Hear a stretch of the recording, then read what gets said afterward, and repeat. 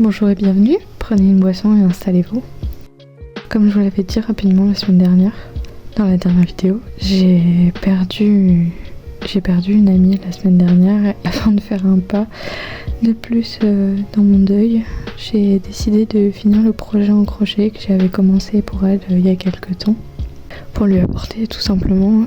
Et c'est surtout qu'elle avait flashé ce petit frère que j'avais fait à la base. Bref, ça m'a fait aussi mal que du bien de lui laisser, de lui déposer. Mais bon, je sais que le temps fera le reste et pour réparer au mieux sa blessure, et ça m'empêchera pas de penser à elle quotidiennement. Enfin bref, je vous laisse avec des nouvelles un peu plus roses que ça.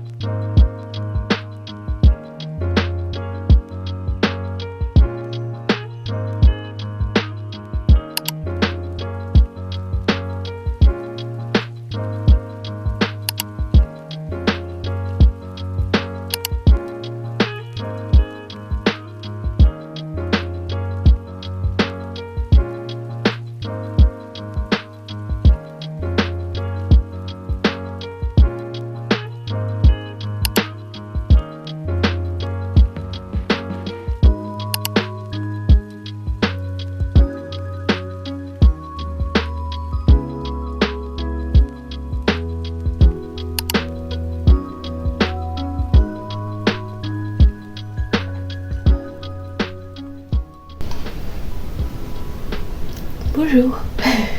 Du coup, comme vous l'avez constaté, la semaine a été très mouvementée. Puisqu'effectivement, après ma nuit de travail de mardi, je suis partie en direction de Paris. Donc non, je n'ai pas dormi, si telle est la question. Enfin, j'ai dormi 2 heures dans le train, donc après il a fallu finir la journée comme ça, avec très peu de sommeil. Ça a été très dur. Et comment vous dire que j'ai dormi comme un caillou après en rentrant, c'était...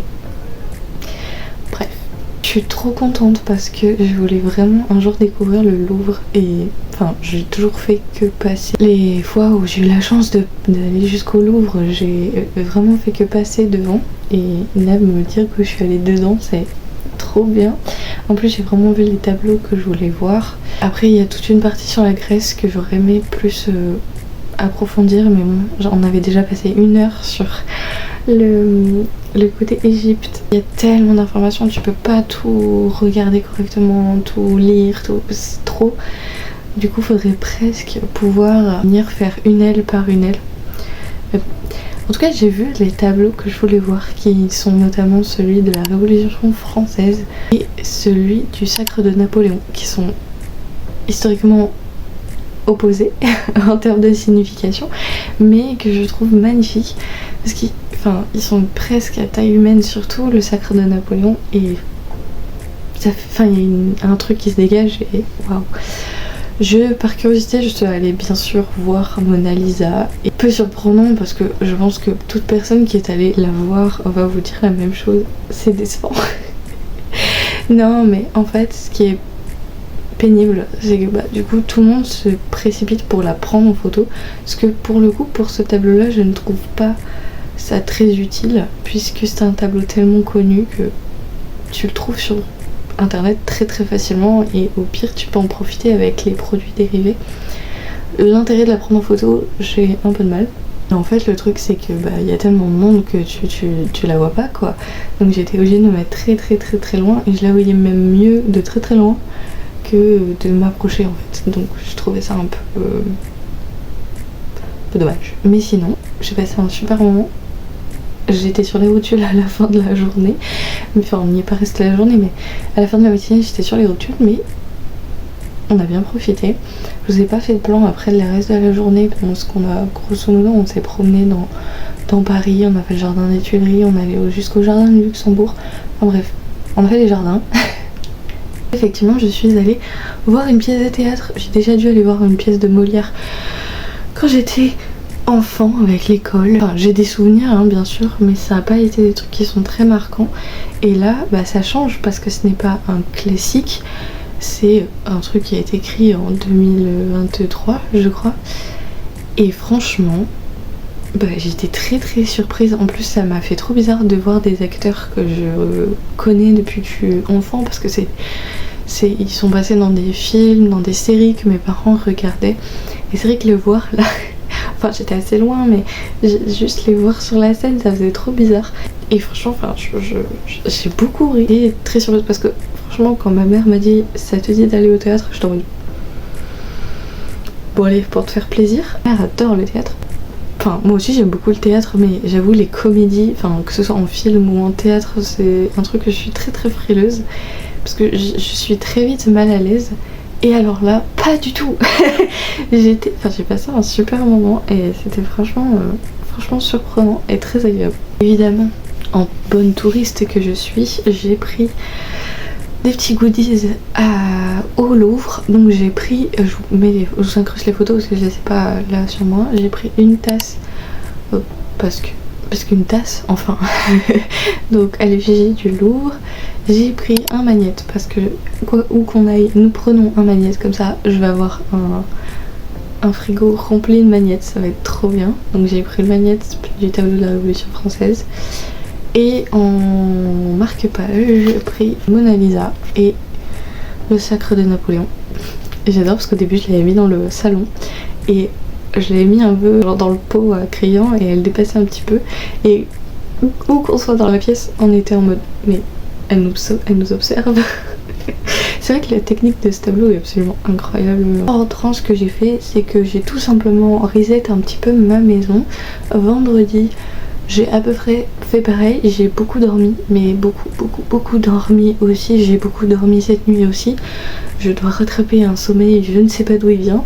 Aujourd'hui je travaille, mais hier ce que j'ai fait, c'est que j'ai passé l'après-midi sur le nouvel épisode d'Amour sucré New Gen, qui était franchement bien, franchement mignonné, un petit peu, ça fait un entre-deux entre des épisodes parce que j'ai cru comprendre qu'il allait y avoir du drama dans le prochain. La community manager disait que c'était son préféré. Le seul truc qui m'a, dévasté, les illustrations. L'illustration avec Devon, on dirait. Enfin, ils sont pas à l'aise, ils sont pas. Tu viens un moment trop mignon et tout ça, et on dirait ils s'agressent mutuellement dans l'illustration. Enfin bref, c'était un peu. J'étais un peu déçue. J'ai hâte de faire le prochain. Mais pour l'instant, j'aime beaucoup. Enfin, genre, c'est mon truc un peu cocon du mois. Genre. J'aime bien. Bon, par contre, je n'ai plus de PA, plus de GM, plus rien. Je suis à la ramasse. Ensuite, hier, jeudi, du coup, j'ai lu un peu aussi en rentrant. Mais j'ai beaucoup lu là ces derniers. Enfin, j'ai beaucoup lu. J'ai terminé 2 trucs, mais j'ai bien avancé sur d'autres trucs. J'ai lu et fini. Parce qu'en fait, je l'ai acheté à Paris et je me suis dit, tu ne reviens pas à la maison si tu ne l'as pas fini. Donc j'ai lu et fini Le café où vivent les souvenirs de Toshikazu Kawaguchi. On est sur 2 cafés en fait, le Donna Donna et le Funiculi Funicula. Donc un qui est sur le flanc du mont Hakodate et le deuxième est à Tokyo. Un roman tranche de vie où on va suivre plusieurs personnes. Alors il y a une évolution des personnages, surtout que la dernière histoire est sur un des personnages. Et en fait ça va être un roman très important pour ce qui est du deuil. Je prends ce qui n'est pas arrivé dans mes mains pour rien. C'est un café où selon certaines conditions tu peux remonter le temps ou aller dans le futur. Le seul truc c'est que tu peux n'avoir aucun impact sur le futur ni sur le passé. Quoi que tu dises, quoi que tu fasses, ça n'aura aucun impact, que ce soit d'un côté ou de l'autre. Alors, bon, sur certains trucs je suis un peu frileuse, mais vas-y, on va rester sur l'aspect poétique de l'univers. C'est surtout la saveur du passé peut transformer le présent, parce que effectivement en fait ça va participer. À chaque fois les gens ils vont retourner dans le passé ou aller dans le futur pour savoir si la vie mérite d'être vécue, soit pour faire un deuil de personnes disparues depuis plus ou moins longtemps. Les conditions de ce café sont que si vous partez dans le passé ou inversement, vous devez absolument finir votre tasse avant que le café ne refroidisse, sinon vous allez être coincé. Rien ne peut être changé. Vous devez vouloir voir des gens qui sont déjà venus dans le café. Ce que j'ai à dire, c'est que les petites histoires en fait, j'ai pas spécialement accroché au début de chaque petite histoire parce que j'avais du mal à raccorder les wagons entre chaque personnage du café. Je pense que c'est parce que je n'ai pas lu les précédents opus. Mais par contre en fait à chaque fois qu'on arrivait à la conclusion du chapitre, j'étais à fond. Comme si c'était une étape en fait en vivant l'étape du deuil de ces personnes, je vivais un petit peu l'étape de mon deuil à moi. Et c'est vrai que ça m'a permis un petit peu d'avancer un peu plus. Alors bien sûr, chaque chose en son temps, mais je pense que je n'ai pas acheté ce livre pour rien et je ne l'ai pas lu le jour de la cérémonie où je n'ai pas pu être présente pour rien. Ça m'a fait quelque chose et ça m'a permis d'avancer vraiment. Et entre temps j'ai fait un rêve un peu bizarre. Alors je pense que c'est purement l'interprétation de mon cerveau, mais peut-être qu'il y a un truc un peu plus mystique si on se laisse y croire. Mais c'est vrai que j'ai reçu un message de cette personne qui me disait tout va bien dans mon rêve. Et du coup c'est vrai que ça m'a fait bizarre parce que je me suis dit oh waouh, est-ce que c'est juste mon cerveau qui fait ce truc là, ou est-ce que c'est vraiment elle qui m'envoie un message entre guillemets via mes rêves. Enfin bref, après chacun interprète comme ils veulent. C'est un roman que je recommande si vous vivez une période un peu difficile comme ça, que ce soit dans votre vie parce que vous avez du mal à trouver du sens à la vie ou inversement. Un roman qui tranche de vie, qui se lit vraiment simplement, et en plus il y a ce parallèle avec un roman à 100 questions de qu'est-ce qu'on ferait si demain c'était la fin du monde, avec 2 possibilités. C'est vrai que quand on réfléchit comme ça, donc bien évidemment dans la limite du possible, mais se dire quand t'as du mal à réfléchir à un choix, si c'était la fin du monde, qu'est-ce que tu ferais? Je trouvais ça super intéressant. Ensuite j'ai un tout petit peu avancé sur les sœurs Wickwood de Divine Irola. Je suis à la moitié. J'aime vraiment beaucoup, j'aime le mood. J'ai l'impression qu'il me manque quelque chose quand même, mais j'aime le mood witchy à fond. La relation entre les sœurs qui est un peu difficile. La relation d'autres personnages. Alors il y a des romances qui se construisent, mais c'est un peu... j'arrive pas à placer mon avis là-dessus. On avance dans la quête, j'aime bien, il y a des actions, etc. J'aime toujours la plume, mais j'ai juste pas pris le temps de l'avancer. Tout simplement parce que les seuls moments où j'ai voulu l'avancer, je dormais à moitié. Je me suis endormie sur le livre dans le train mardi matin. Donc j'ai dit, bon, tant pis. Parce qu'au début, j'hésitais à l'emmener. Puis je me suis dit, bon, vas-y, parce qu'il faut que tu le termines. Mais entre temps, j'ai acheté le café au Vive les Souvenirs, du coup, j'ai pas pris le temps de le finir. Donc enfin bref, je sais pas du tout quand est-ce que je le continuerai, puisque effectivement j'ai commencé Rendez-vous avec le danger, les détectives de Yorkshire de Julia Chapman en lecture commune avec Jen. Donc j'ai commencé hier, je suis à la page 86 J'aime toujours autant les personnages. J'avoue, je suis un petit peu moins intriguée par l'histoire, enfin par l'enquête là qui est en train de se mener, même si on a des liens avec ce qui se passe avant. Même s'il y a des trucs qui avancent, etc. Sur quelques petits points d'histoire qu'on a connus dans les tomes précédents. Mais j'avoue, là, il me manque le truc qui fait que j'accroche vraiment à fond, à 100%. Là, je dirais que je suis à 80-90% d'accrochage avec cette histoire. En fait, c'est l'enquête principale, la nouvelle enquête qui me... Pour l'instant, j'arrive pas mais à voir, même si je commence quand même à avoir ma petite idée sur qui pourrait être le responsable. Du moins, pas celui qu'on pense réellement.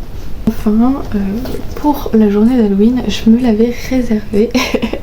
C'est un graphique qu'on m'avait donné et je me suis dit ça c'est parfait pour Halloween parce que ce n'est pas un graphique horreur, mais c'est un graphique un peu mystérieux, mystique, avec du fantastique à balle. Donc on est sur l'étonnante famille Appenzell, écrit par Sébastien Pérez et dessiné par Benjamin Lecombe. Peu surprenant, vraiment, j'ai très peu d'ouvrages de lui, mais j'aime vraiment énormément ce qu'il produit. Et donc en fait, on va avoir l'histoire de Victoria Appenzell qui va nous raconter l'histoire de sa famille surprenante avec un petit peu l'arbre généalogique et les dramas de chacun. Alors c'est très très court, ça se lit super vite, mais j'ai trouvé que ça mettait bien dans l'ambiance un petit peu mystique, horrifique d'Halloween. Et je pense qu'il n'y a pas de question de j'aime ou j'aime pas, c'est je pense une question d'ambiance. Et vraiment, c'était top. Et je me suis dit, si t'as envie de faire un petit peu peur à des enfants pour la soirée d'Halloween, c'est le roman parfait, le graphique parfait. Bref, en tout cas c'était très sympa. J'avais presque envie que ça dure encore pendant des plombes, parce que j'avais envie d'en savoir tellement plus sur cette famille. Mais bon, c'est pas grave. On peut dire un petit tranche de vie, mais sur le plan très horrifique. J'ai pensé à un truc, j'ai oublié de vous parler de ma lecture audio que j'ai faite je ne sais plus quand sur Le Monde du Dessous, donc de Théo Drieux, c'est celui qui tient ma chaîne, je sais plus son nom, sur YouTube, qui a écrit un livre sur Le Monde du Dessous. Alors franchement, si vous aimez les jeux de mots, si vous avez envie de découvrir des trucs mais que vous prenez pas trop la tête pour apprendre et que vous voulez juste passer un bon moment, pépite. Oh, voilà. Je vais essayer d'ici les prochaines semaines de vous filmer la vidéo pile à lire pour le mois de décembre. Je vais essayer de la faire assez tôt, comme ça que j'ai le temps de faire un vrai bon montage, etc. Je sais pas du tout quand est-ce que j'aurai le temps, puisque la semaine prochaine, je travaille toute la semaine à part mercredi. Ça m'avait manqué de faire des semaines à 100%, enfin là ça va être plus que 100% puisque je vais être sur une grosse semaine avec un seul jour de repos, mais je suis pas prête, je pense, psychologiquement à vivre ce que je vais vivre. Pour ce qui est statistique, qu'on en parle rapidement au niveau de ma bibliothèque à lire. Donc, je suis passée de 87 livres à 86. J'ai réussi à être baissée, mais c'était pas gagné parce qu'entre tout ce que j'ai récupéré et les achats que j'ai fait, honte à moi. Je vais essayer de descendre encore un peu plus au mois de novembre. J'ai des achats à faire, mais le problème c'est que là c'est financièrement que ça va bloquer. Après, les achats que j'ai à faire, il y a un roman que je compte lire qu'au printemps, c'est le 4e tome de Mémoire de la forêt. Pour ce qui est de la suite des détectives de Yorkshire, tant que je n'y suis pas, je pense que ça peut attendre un petit peu. Peut-être en sortie manga comme d'habitude, mais là je pense que je vais mettre un petit frein et attendre tout simplement le mois de décembre, voire le mois de janvier. Parce qu'au mois de décembre, il y a quand même les cadeaux de Noël à réfléchir. J'ai 2-3 idées, mais il faudrait sincèrement que je m'y mette sérieusement parce que j'ai envie de mettre, comme je vous avais expliqué dans une des vidéos, je sais plus laquelle, je mets beaucoup de cœur à l'ouvrage pour les cadeaux de Noël, donc j'ai envie de faire ça correctement. Vous excusez ma tête, mais c'est que j'ai oublié de vous parler d'un truc très très important. Je vous avais parlé plusieurs fois, et surtout sur Instagram, de la boutique de Noël des éditions Cavalier Seul, et en fait ils vont faire donc prolongation parce qu'à la base c'était jusqu'au 2, mais je sais plus. Honte à moi.